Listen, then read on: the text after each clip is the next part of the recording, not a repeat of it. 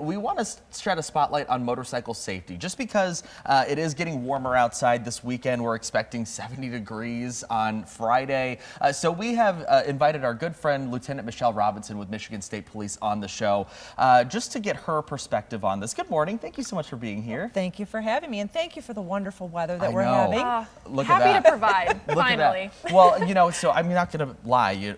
Driving out on the roads on Monday, you know, you saw a little bit more motorcycle activity out there. Motorcyclists have not been on the road in quite a while, so let's give them some tips on what to do when you do see some motorcyclists out on the road.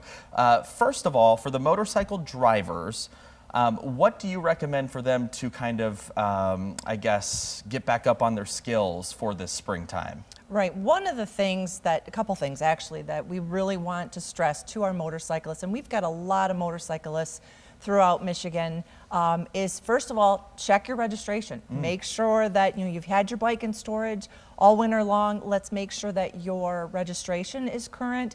Make sure your cycle endorsement is current. And then just go around your neighborhood slowly, get the feel of the bike again, get comfortable back on it again.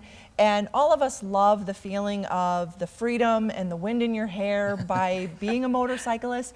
But we also try to encourage motorcyclists that even though that's a great feeling, your helmet is so important. And you don't have to wear it, but we find that the National Highway Traffic Safety Administration has done statistics where 40% or motorcyclists that don't wear a helmet are 40% more likely to suffer serious injuries. Okay. So we always encourage, please wear your helmets when you're riding your motorcycles, and be prepared. And a lot of motorcyclists know this. Be prepared for blind spots in motor vehicles, that people aren't always looking for you. And I think it's important for those motorcyclists to keep in mind they are smaller than a car. You know, they are also exposed on all sides of them. They don't have doors to protect them. They don't have the standard car walls or roof to protect them. So really, when it comes down to it, that helmet's going to be important, and of course watching out for those blind spots too. What about on the flip side? What about our car drivers? You know, what should we be aware out on the road? We are not used to motorcyclists on the road at this time because we are getting back into that warmer season where we will start to see some of those cyclists out on the road. So what should we keep in mind for those people so we can all share the road safely? Well, you mentioned the blind spots on motor vehicles. Every motor vehicle has some sort of blind spot. Where we see a lot of the crashes occur are in intersections and left turns. And so we ask motorists, please be extra careful that you're watching for these smaller vehicles. They're a little harder to see than a normal motor vehicle, truck that you're used to seeing throughout the year. So as you come into these intersections or you're going to change lanes on the expressway, not only use your mirrors, but literally look behind you to make sure that there isn't a motorcycle coming up on either side of you, and so that you can change lanes safely without running into something that you didn't know was there. And when we talk about the actual streets, not only are we coming into the warmer season where there's more motorcyclists, but the same rules apply to bicyclists and pedestrians. Be on the lookout for those smaller type of things that you're not normally used to seeing in the winter conditions, and slow your speeds down.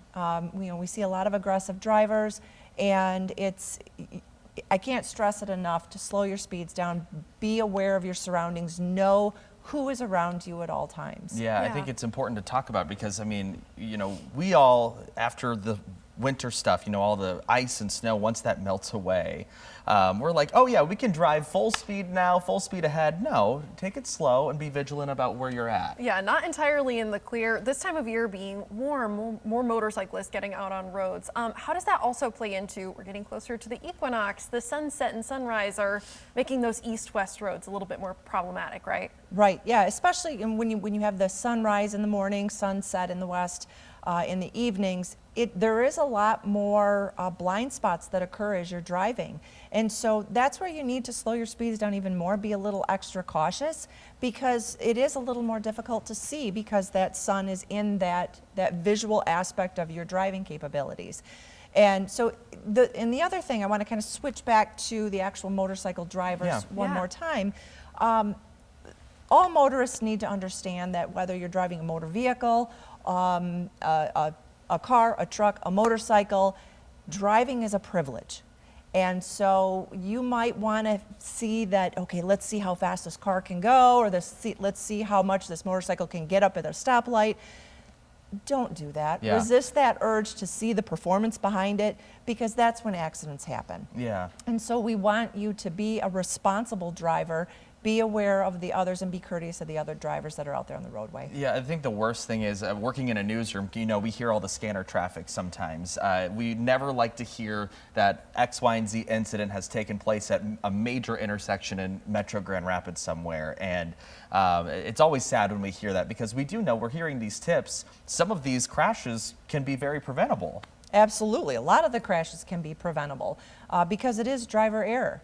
And a lot of that is from distraction. We're now coming into orange barrel season. Right. And a lot of times motorcyclists, when they are traveling, you won't see their brake lights, because when they slow the motorcycle down, they're downshifting in order to slow that vehicle down. So you're not going to see normal brake lights that you would on a car or a truck. Okay. And so be prepared for that motorcycle to be slowing down, and keep that reactionary gap, keep that distance between them.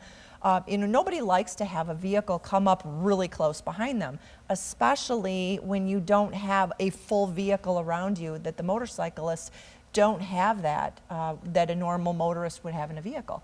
So use that cautionary gap, use the respect for those motorcyclists, give them ample room between yourself and them in front of you. I want to ask you about, when you're patrolling our highways here, I know that you guys have your areas that you sit along some of the expressways. When you're doing that, what are you guys looking for when it comes to motorcycle safety? Are you guys looking, what sort of violations do you guys typically see when you're out there patrolling the roads? A lot of it is aggressive driving. Okay.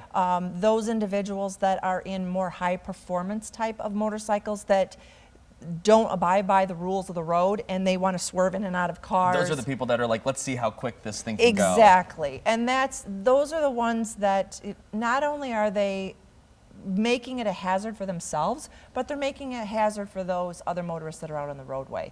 And there's areas where you can do that. If you want to go to a performance track and try it out there, that's the place for that. The highways in Michigan are not the place for that. Yeah, so for motorcyclists as well, maybe somebody's kind of blanking on some of these rules that would make it safer on the roads. Is there any type of way, any type of courses that motorcyclists can take to get a refresher on some of those safety procedures? Absolutely. There's lots of private and public training courses that you can go to. Normally they're around $50.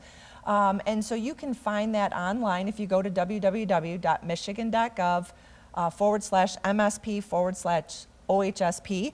They have all of the courses on there, or the places that offer these courses. Highly recommend going through a motorcycle safety course. If you're under the age of 21, you do have to go through a motorcycle safety course. But then make sure that you have your motorcycle endorsement. It's always better to take these safety courses, make sure that just like a regular person getting or somebody that's getting a car, you need to know how that car performs. Same thing with a motorcycle. So if you go through these courses, that allows you the ability to know your bike, know how it's going to perform, how it's going to take off, how it's going to stop, and that makes you a much safer motorcycle rider. I mean, we're talking about just, if you said $50 for maybe some of the courses out there. Really, in the grand scheme of things, there really isn't a price on safety. So, I mean, I would recommend just go ahead and biting the bullet and getting that done if you can, really. Absolutely. I want to switch gears because I know St. Patrick's Day, it's a big quote-unquote drinking weekend. Let's just call it what it is. We will probably be having people all out throughout our area, out at the different bars, restaurants, and things like that. And I want to take the opportunity to ask you about road safety when it comes to St. Patrick's Day weekend. Obviously, you guys are probably going to be looking for drivers that are impaired. Absolutely. And it's, no matter where you're from, everybody is Irish or can be Irish on St. Patrick's Day. Right. So one of the biggest concerns that we have are those individuals that want to go out to the bars, want to go out to parties, and then they don't take responsibility for what they're doing. And they get behind the wheel of a vehicle, get behind the handlebars of a motorcycle, and they're driving impaired. And that's where the critical accidents happen, or we don't even like to call them accidents or crashes, because it is ultimately that driver's responsibility to get behind the wheel of a vehicle or on a motorcycle and drive safely. One of the hardest things that we do as police officers is having to knock on a door of a family and let them know that either their loved one was seriously injured or killed in a crash, and that's something that we don't want to do.